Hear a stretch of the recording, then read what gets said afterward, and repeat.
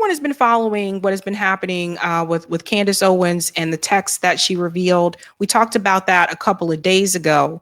But now it appears that she has made it public that she has prepared some type of a list that if anything should happen to her, she has given this information to said journalist, a journalist that she trusts, to release this information.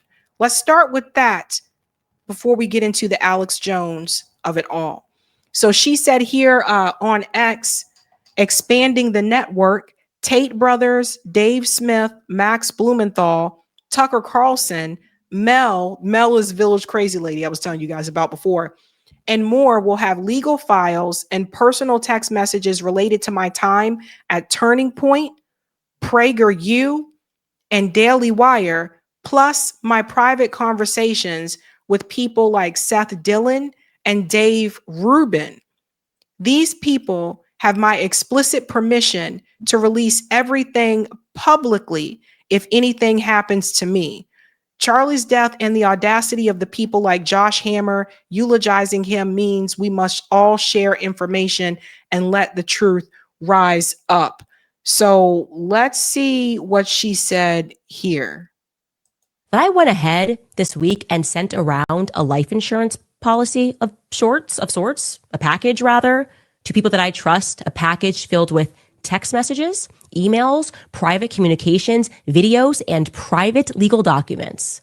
So if anything happens to me, you guys will know exactly who it is that has been making my life a living hell over the past couple of years. People that are trying to bankrupt me, trying to bankrupt me and my family, that are threatening us to sue us. Everything that Kanye said was so real. Okay. I'm now at that point where you look back and you go, man, Kanye was right. He was really saying something about what it takes to leave, to fight for custody of your own soul. Just leave me alone. Let me say what I believe and you say what you believe. Fight fair. Why do you always have to make this threat to bankrupt people? And I want you to know that those people, if anything happens to me, they have my explicit permission to release it all, detonate it all, expose all of these people in politics and in the movement who behave like this behind the scenes. It's necessary.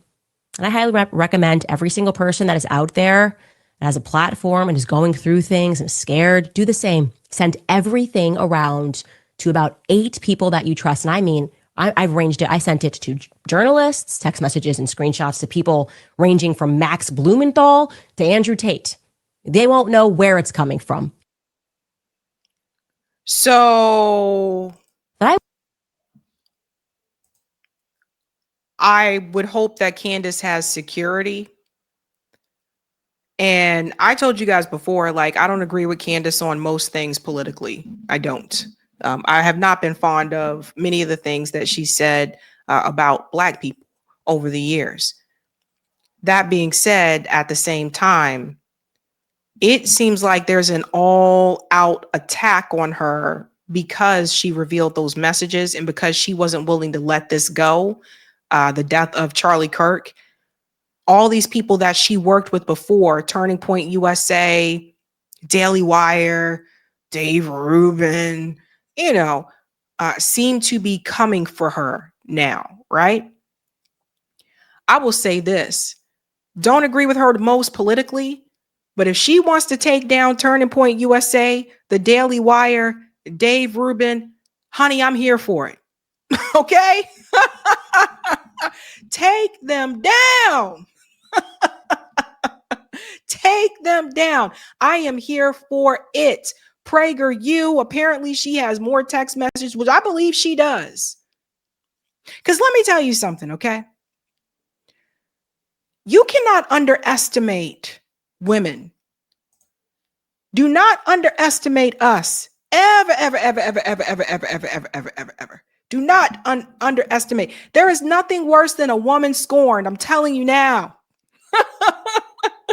We can smile. We can be as sweet as pie. But you cross us. Some of the women in the chat like. And it's gone. It's all gone. Now, she also went on to say apparently that Kanye also had some messages. Listen to this. Yesterday, and which got picked up, was to create a kill switch, right? To realize that Kanye was kind of right. Never too late to say that Kanye was right. Kanye said that in order to be free, you had to violate these contracts. You had to recognize that your voice is being controlled. And Kanye did just that. It was really an act of bravery to free himself. But I have no doubt that the same people that were torturing Kanye, the same people that were torturing Charlie Kirk, if Kanye died today, would be the first to eulogize him. I feel that. I do. I feel that. And I think it's important to share that information, as Kanye sent me all of the messages of people who were threatening him. I have them all. To information share with Max Blumenthal, with people, people all over the place, to send a package and say, if anything happens to me and it looks suspicious, release it all. You know, it's not even about having an opposite and equal reaction. I want it to be an unequal reaction. I want it to be a mistake, because it catalyzes people waking up and learning exactly how this matrix works. And Alex Jones, I brought this up on his show, my kill switch. The kill switch thing. Yeah, I personally wouldn't have named who I sent that information to.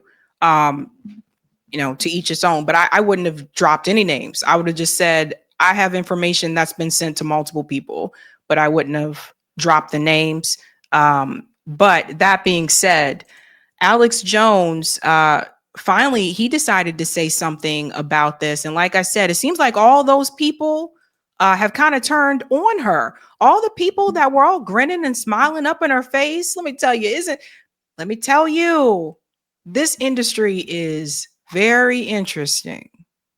People will grin and smile in your face as long as you move the way they want you to move, as long as you do what they want you to do. But the moment you start to pivot, then they become your worst enemy.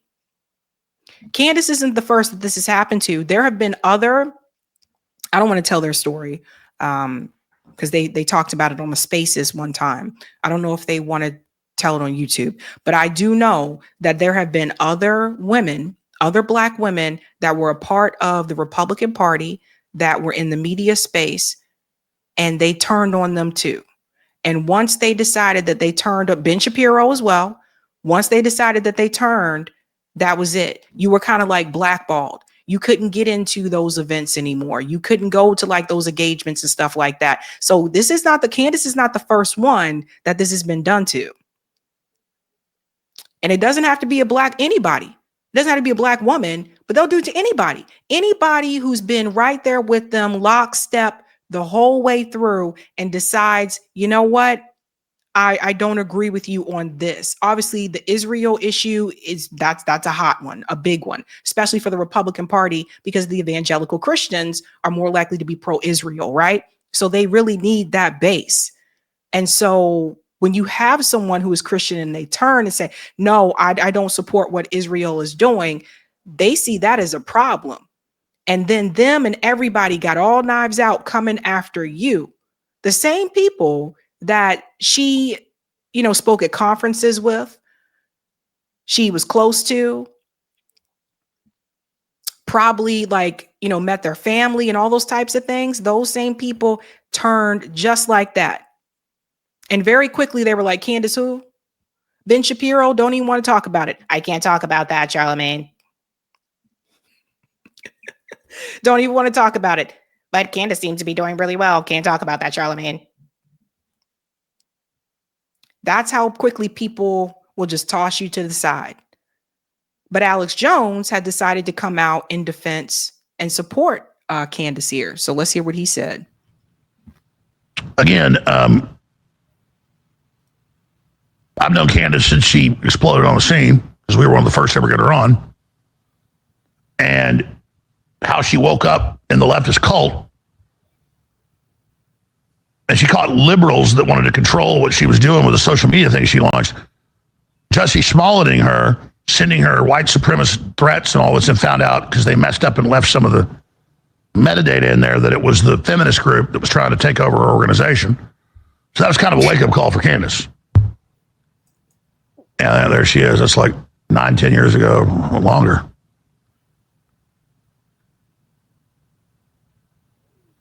So she has a lot of credibility.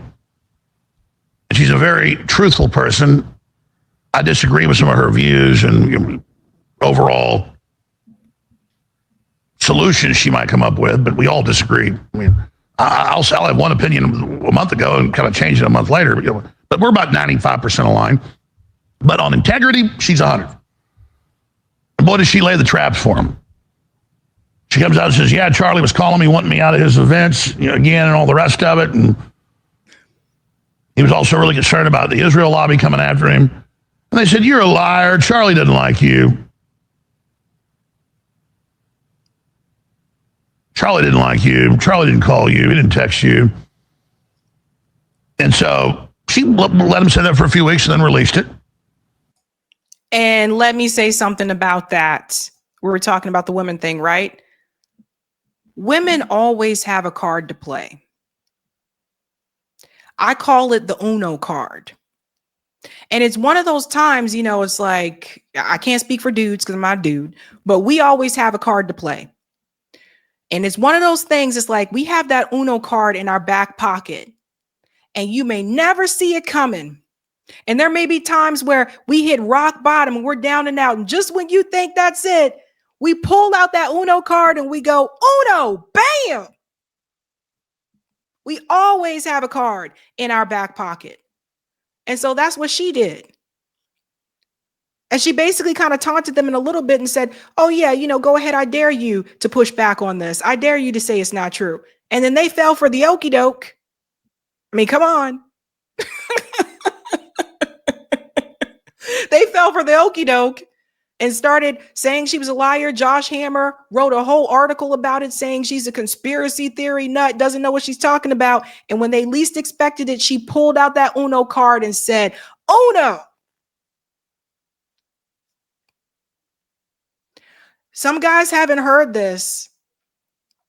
And I don't know. Maybe one day I think guys will figure this out. We always have an Uno card.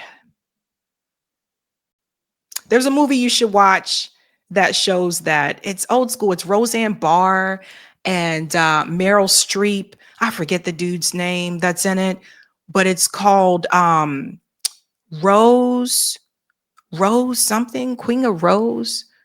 I forget.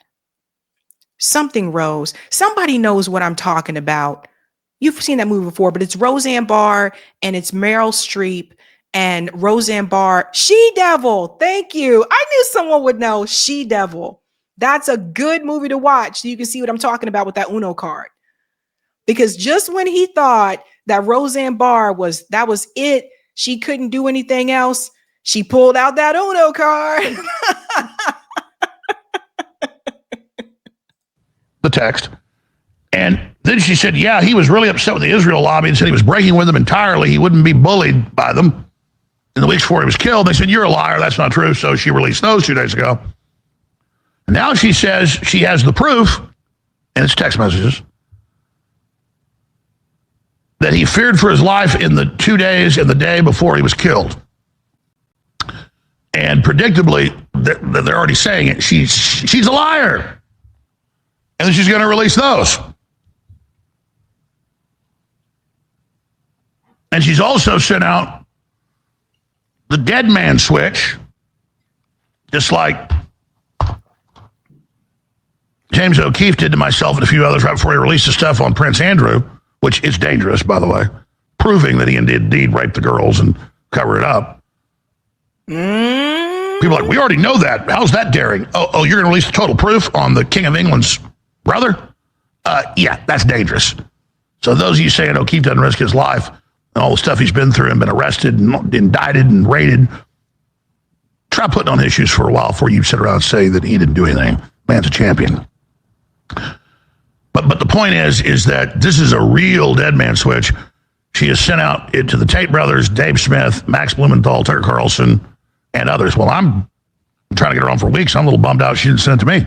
Because I'd like to stand with her, but we do stand with her. So they're already out saying she's a liar. She's going to release that. So Alex Jones is saying that he does stand with her. So that's someone who is coming forward, right? That's someone on the right who is coming out and saying that he supports her. Have you guys heard anybody else yet? Because I haven't really. You can let me know in the chat if you had, but obviously the Turning Point people are not in that plan. But he's coming out and saying that he does stand with her. Paul said Alex cannot be trusted. There could be something to be said about that, but I think it would probably make her feel good to see that somebody over there is in her corner, right? Now, this doesn't prove Israel killed him or a lobby around that, because I've seen no evidence. They said his security detail was Israeli. They weren't. It was just the first knee-jerk reaction. I said, you can certainly say Israel's a suspect, but I said, I need to see proof. We need to figure out the ballistics and who really shot him and all that before we then, start saying, okay, motive. I mean, you can always look at motive, but first, with the forensic situation, are they covering it up? What's the ballistics? That's just where I am. I'm not going to just say something because people think it. But when she releases this, and she's got it, make no mistake, just like she keeps bringing the goods, and she just sets the hook with the worm on it, or puts the mousetrap out with the cheese on it, and they come out and say, you're a liar. And she goes, boom, you're a liar, boom, you're a liar, boom, you're a liar, boom, bam. So, and she'll let them, for a week or so kind of stew and say she's a liar, and then she'll just release it. And then what she's saying is, you kill me, it doesn't matter, it's coming out. And the word is, he specifically thought Israel was going to kill him. Yep. Even Michael Savage first, a few months ago, said, Netanyahu needs to go on my show. During the break, he goes, man, I hope Mossad doesn't kill me. Cruz saw it. It was on the feed. He didn't say it was off record. But it was during the break. So there are a lot of groups that want Charlie killed. He was defeating the Democrats with TPUSA, got over 2.5 million people to vote conservatively for Trump, was moving the needle big time, more than anybody with young people on colleges. So I see them as the motive. And they said, we want Charlie dead. And they said, they celebrated when he was dead. He had like 6 Trantifa say Charlie would be dead tomorrow. And they said, see, we told you. And that was in the town. Now, I'll just say this, considering everything that has happened in this country, I mean, it just doesn't surprise me anymore. That's why when people first started saying like their position on it or what they thought happened, I mean, I think a lot of us don't think that Tyler Robinson is the shooter. I didn't see any video footage of him carrying the gun. I see him getting off the roof of the building, but I don't see a gun. I mean, if we were in court, how would that even hold up? So there's that. But I understand, like, when we look at all the things that have happened in this country, how people have just been taken out, and you see those text messages, so you never know. And I told you guys about the group chats, and I'll say it again for those who didn't see that other video. Be very careful about what you say in group chats, because you never know who in that group chat is taking a screenshot of what you said. And you thought it was just among the group, and it was going to be private among you 2 or 3 or 4 or whatever. And then there's someone there that have been taking like those screenshots. And who knows who they give them to, right? We'll go on a little bit more here. So, we got Trantifa, the tranny Antifa, running around engaged in all sorts of violence everywhere. Yeah, and I do not agree with Alex Jones here. I don't think this is about a trans LGBTQ issue. I really think that is a distraction. Basically, what this is all about, I told you before about the regulators. You have these regulators that are in place, and they are basically overseers. And they kind of get to decide, okay, things need to go a certain way. So sometimes that means that things may have to be shaken up in whatever way, shape, or form. And I think that we've seen a lot of that in this country. Like, I can't speak for every other country, but this country, we've seen that a lot, where things are shaken up, and it could be done to cause chaos. Some people do want chaos. Some people who are wealthy, they want people to get chaotic out in the streets so that they can justify increasing surveillance and ramping up the police state. Some people want that to happen. So to me, what a lot of this says is that it's the fact that Alex Jones comes forward and says that he supports her and other people are not. I think that says something. And I want to end on this note because I want people to understand what it's like to be pushed out of a group or organization. There are some people that have been a part of an organization or group, whether it's a religion, sorority, fraternity, you guys know what I'm talking about, cheerleading squad or whatever. And there are some that go so deep that if you choose to move differently on said issue, you are ostracized. And as I said before, I disagree with Candace on a lot politically. But we only know about the things that have happened on camera and the things that she's shown us and the things that we have publicly seen. Considering the things that we have seen publicly, what Ben Shapiro has said, how they all came after her on X and all that kind of stuff, I wonder what is happening behind the scenes, because it's usually worse. Usually what is happening behind the scenes is worse. And that part we probably will never see. So just because she was fired from the Daily Wire and they cut their ties with her, that doesn't mean that the communication stopped. See, this is something people need to understand. When people leave some of these organizations, even when people leave some of these, religions that feel cult-like or whatever, there seems to be this idea that once you were so deeply entrenched in it, they don't really want to let you go. It's like they let you go, but they're still going to mess with you. They're still going to fuck with you.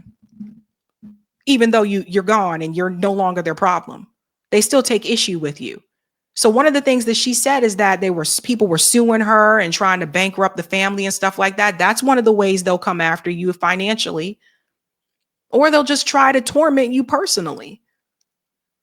Personal threats, all these types of things. So it's just, and this is another reason why, like, for me, I've been a part of like organizations and things like that before. And that's why I'm very, very hesitant nowadays to join something new. But with some of these groups that have this attachment to these big money donors, these people are not playing around. These people do not invest millions or billions of dollars into your project just because they think you're cool or they think you're nice. They're doing it because they want something in return. And because Charlie Kirk did seem to grow the youth support for the conservative, movement, for the Republican Party, him walking away from the pro-Israel movement would have definitely been a buzz kill for Israel and for the Republican Party. Now, I don't know who did this, but I don't think it was Tyler Robinson, because I ain't see Tyler with no damn gun. But when you put all the pieces together, I think maybe one day this will all be exposed. But when you put all the pieces together, I think what this points to is that the people who are the regulators, the people who are overseeing these things, these situations, these people want a certain status quo. They want things done a certain way. And when you get involved with these people, they don't let you go so easily. So these are things I think that people really need to think about. And it's not, don't focus on the money, because for me, that's why I stay independent. Don't focus on the money. People will come and offer you things, but it should not be that important that you say, okay, I really want that money, so I'm going to take this. Be careful what you sign. Be careful what you sign on to, and be careful who you take money from, because these people are not playing around.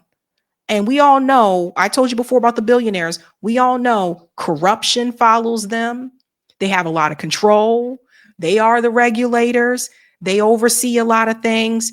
These are not people that you want to get in bed with. And at the time, it may sound like a good idea. Glenn Greenwald talked about this when he started The Intercept, that at the time he thought it was a good idea that a billionaire wanted to invest in his project. But later on, he started to realize, no, this is not a good idea. They're trying to tell me what I can and cannot publish.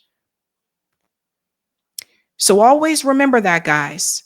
Remember the regulators. Stay away from the big money, and I think you'll be all right. But Alex Jones kind of standing up there for Candace and supporting her when all those other people that claim to be her friends have walked away or calling her names and all that kind of stuff. It's like when someone gets kicked out of the sorority, or when someone gets kicked out of the fraternity, or someone is no longer a part of the cheerleading squad, someone leaves the mob, like these types of things, this type of mob mentality. Sometimes it makes you wonder, is it necessary for people to always be part of a group? That's something to think about. Sit on that, let that marinate. Hey guys, this was a Sabby clip. If you like what you saw, hit that like button and subscribe.